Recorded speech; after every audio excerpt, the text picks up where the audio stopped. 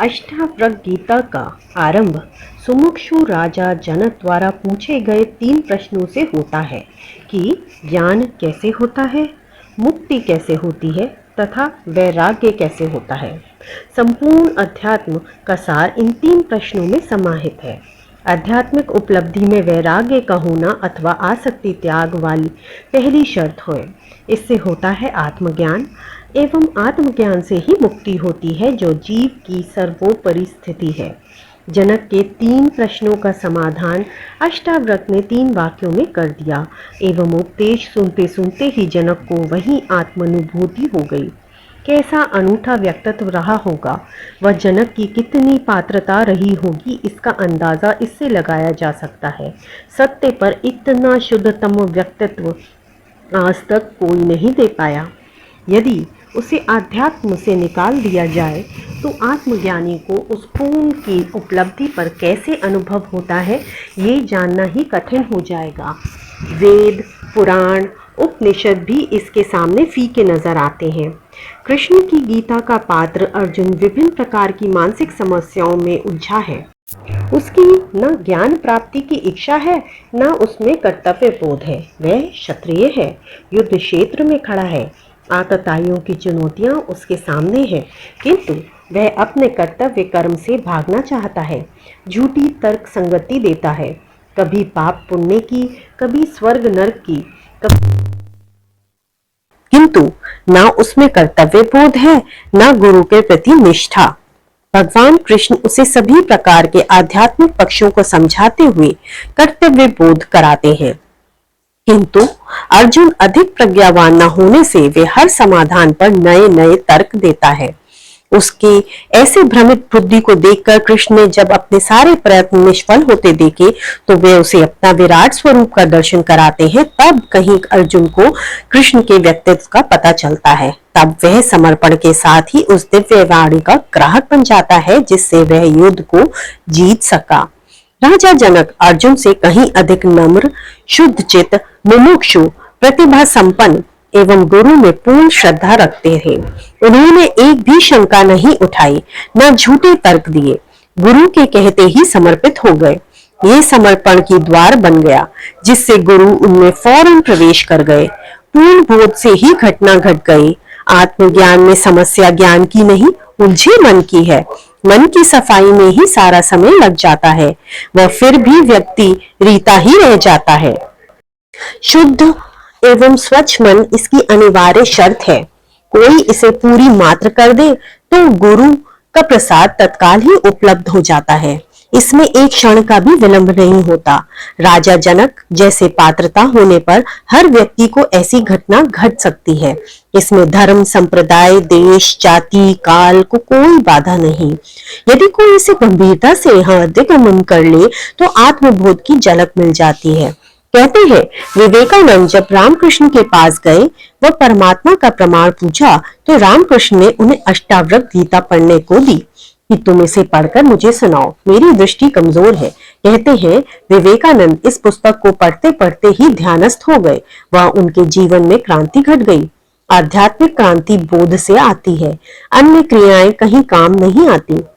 अष्टावक्र ने कहा, चर्मकार चमड़ी को देखता है, वह ज्ञानी आत्मा को देखने की क्षमता आना ही उसकी पात्रता है, जिससे उपलब्धि संभव है। जनक ऐसे ही प्रज्ञावान थे, जिनको थोड़े से ही प्रयास से आत्मबोध हो गया। पूर्व जन्म की पात्रता रही होगी तथा इस जन्म की मुमुक्षा। इन दोनों कारणों के उपस्थित होने से ही घटना शीघ्र घट गई। 100 अंश ताप पर पानी खौलता है, जिसको 99 अंश ताप पूर्व जन्म में ही मिल चुका है, वह केवल 1 अंश ताप मिलते ही खौल उठता है। किंतु पूर्व जन्म में जिसे 10 अंश ताप ही मिला हो, उसे 90 अंश की आवश्यकता पड़ती है। उपलब्धि में समय की भिन्नता का यही कारण है। फिर मनुष्य भी 4 प्रकार के होते हैं, ज्ञानी, मुमुक्षु, अज्ञानी और मूढ़। ज्ञानी वह है जिसे ज्ञान प्राप्त हो चुका है।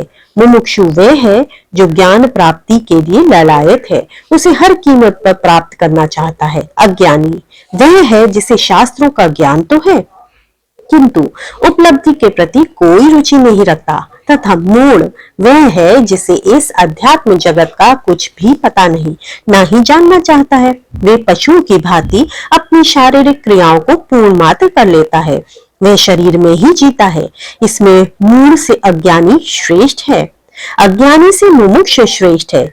ज्ञानी सर्वोत्तम स्थिति में है। कुछ चीजों का अस्तित्व है किंतु उनके प्रमाण नहीं दिए जा सकते। जो आंख से देखने की है, जिसका स्वयं अनुभव किया जा सकता है, उसको प्रमाणों से सिद्ध करना असंभव है। अंधे को सूर्य को प्रमाणित करके नहीं समझाया जा सकता। उसे रंगों का ज्ञान नहीं कराया जा सकता।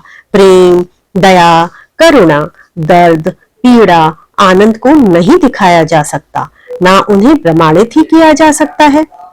ये स्वयं के ही अनुभव में आती हैं। बुद्धि की एक सीमा है जहां एक ही निर्णय ले सकती है। आत्मा, परमात्मा, ब्रह्म आदि उसकी पकड़ से बाहर है। ये इंद्रियों के विषय ही नहीं है। इंद्रियां स्थूल को पकड़ सकती हैं, सूक्ष्म छूट जाता है। सूक्ष्म को पकड़ने की विद्या दूसरी ही है, जिसका उपयोग करने पर सूक्ष्म भी ग्राह्य हो जाता है। यह विद्या ध्यान व समाधि की है, जिसमें व्यक्ति स्थूल जगत के पार सूक्ष्म के भी दर्शन कर सकता है, उसका आभास या बोध प्राप्त कर सकता है। स्थूल सूक्ष्म का ही रूपांतरण है। यदि सूक्ष्म जगत नहीं है तो स्थूल की उत्पत्ति भी असंभव हो जाती है।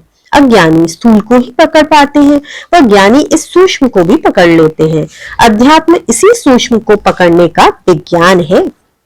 इसकी कुछ शर्तें हैं जिन्हें पूरा किए बिना सूक्ष्म का ज्ञान नहीं हो सकता। आत्मज्ञान के लिए निर्विकार चित्त व साक्षी भाव चाहिए।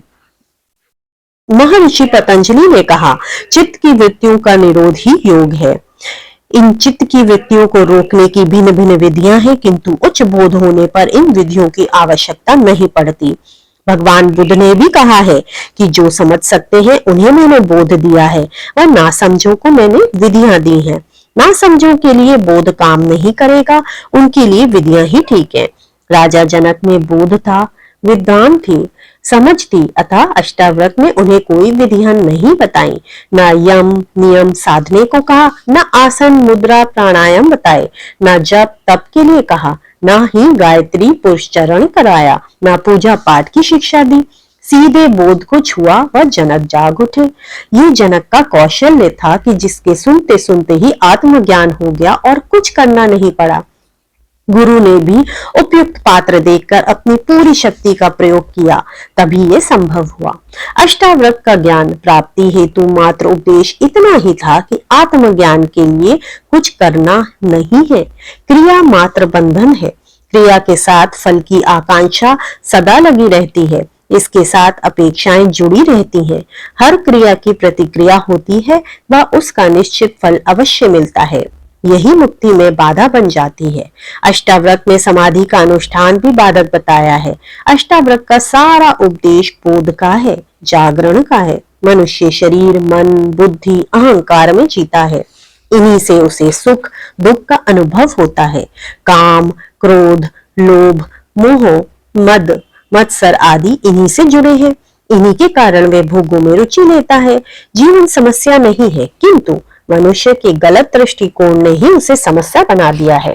जैसे मकड़ी स्वयं ही जाला बुनती है, वह स्वयं उसमें ही फंस जाती है, कोई दूसरा उसका कारण नहीं है। ऐसी ही स्थिति मनुष्य की है कि ये सभी बंधन उसने स्वयं ही निर्मित किए हैं। वह स्वयं ही उसमें उलझकर रह गया है। किंतु मनुष्य न शरीर है, न मन, न बुद्धि, न अहंकार, वह शुद्ध चैतन्य मात्र है। शरीरस्थ ये चैतन्य ही आत्मा है। वह विश्व की समस्त आत्माओं का एकत्व भाव ही ब्रह्म है। दोनों अभिन्न है। ये चैतन्य ना करता है, ना भोगता, ना इसका बंध है, ना मोक्ष। ये सब का साक्षी निर्विकार, निरंजन, क्रिया रहित व स्वयं प्रकाश है। ये समस्त सृष्टि में व्याप्त है व समस्त सृष्टि इसमें व्याप्त है। सृष्टि का आधार ही ये चैतन्य है। सृष्टि इसी चैतन्य की अभिव्यक्ति मात्र है। सृष्टि अनित्य है, ये चैतन्य शाश्वत व नित्य है। यही मूल तत्व है। सृष्टि इसी के सृजन का परिणाम है।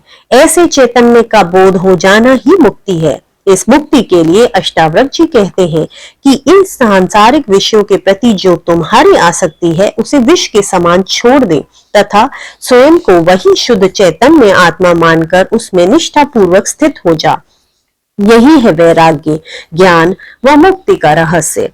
सारे अध्यात्म का रहस्य मात्र 3 सूत्र में खोल कर रख दिया। ये गुरु की महत्ता है व शिष्य की पात्रता है कि उसे जनक ने उसी क्षण ग्रहण कर लिया। न कोई तर्क दिया, न शंका प्रकट की, न अविश्वास, न अपनी बुद्धि व शास्त्रीय ज्ञान को बीच में अड़ाया। पूर्ण श्रद्धा से इन वाक्यों को अमृत के समान पी गए। इस कथन के बाद अष्टावक्र मन, अहंकार, शरीर, चैतन्य, आत्मा की थोड़ी सी व्याख्या मात्र देते हैं। इतने कम श्रम में जनक को पूर्ण आत्मबोध हो गया तथा वह उसकी अभिव्यक्ति देने लगी। अष्टावक्र को विश्वास तो हो गया कि इन्हें आत्मबोध हो चुका है, किंतु उसे और दृढ़ बनाने के लिए जनक की परीक्षा हेतु अनेक प्रश्न करते रहे। जनक इस संपूर्ण परीक्षा में 100% अंकों से उत्तीर्ण हुए। कितना अद्भुत रहा होगा। कहते हैं राई की ओट में पर्वत छिपा है, किंतु उस राई की ओट को भी कोई सद्गुरु ही हटा सकता है। ये पर्दा आत्मा पर नहीं, हमारी आंख पर पड़ा है। आत्मा तो निर्वस्त्र है, प्रत्यक्ष है, सामने है। देखने की क्षमता मात्र आनी चाहिए। सद्गुरु दृष्टि या बोध देकर उसे अनावृत करता है। शिष्य के ज्ञान के लिए गुरु की उपस्थिति मात्र पर्याप्त है, जिसकी घटना घटनी है। मीरा, कबीर, रमण, संत ज्ञानेश्वर, विवेकानंद, ब्रह्महरि आदि अनेकों उदाहरण हैं जो ये प्रमाणित करते हैं कि आत्मज्ञान में गुरु की अनिवार्यता है। इसीलिए आध्यात्मिक उपलब्धि में गुरु का महत्व सर्वोपरि है। गुरु ईश्वर का ही प्रतिरूप होता है, वही ईश्वर का साकार अवतार है। उसकी महिमा ईश्वर से किसी प्रकार कम नहीं है। ईश्वर भी गुरु के माध्यम से ही सहायता करता है। ज्ञानी को गुरु ही मार्ग दिखाता है, किंतु उपलब्धि स्वयं की पात्रता के बिना नहीं होती। दोनों जहां मिल जाते हैं वहीं लोहा पारस के संपर्क में स्वर्ण बन जाता है। शिष्य की पात्रता के लिए आवश्यक है उसकी मुमुक्षा, प्रखर प्रज्ञा, श्रद्धा, समर्पण भाव, नम्रता एवं पूर्व जन्म से अर्जित ज्ञान। योग वशिष्ठ ने कहा है, शिष्य की विशुद्ध प्रज्ञा ही तत्व सत्कार का कारण है। महर्षि विश्वामित्र ने भी कहा, गुरु वाक्य से जो तत्व ज्ञान प्राप्त होता है उसका कारण शिष्य की प्रज्ञा ही है। ऐसी प्रज्ञा अनेक जन्मों के सुकृत्यों के फल से प्राप्त होती है। जीवन एक नहीं है, बल्कि अनेक जन्मों की श्रृंखला में एक कड़ी है। वर्तमान जीवन पूर्ण जन्म की भित्ति पर खड़ा है तथा भविष्य का निर्धारण करने वाला है। जीवन में किया गया हर कृत्य अगले जीवन पर अपना छाप छोड़ता है। ज्ञान प्राप्ति की जिज्ञासा भी पूर्व जन्म के संस्कारों के बिना नहीं होती। जब संस्कार तीव्र हो जाते हैं तब वह व्यक्ति सद्गुरु की कृपा का प्रसाद अनायास ही प्राप्त कर लेता है। जैसा जनक के साथ हुआ वैसा सबके साथ हो सकता है, यदि पात्रता की शर्त पूरी कर दी जाए। सीधे तो कहा गया है, गुरु ब्रह्मा गुरु विष्णु गुरुदेवो महेश्वरा गुरु साक्षात परब्रह्म तस्मै श्री गुरुवे नमः। तस्मै श्री गुरुवे नमः।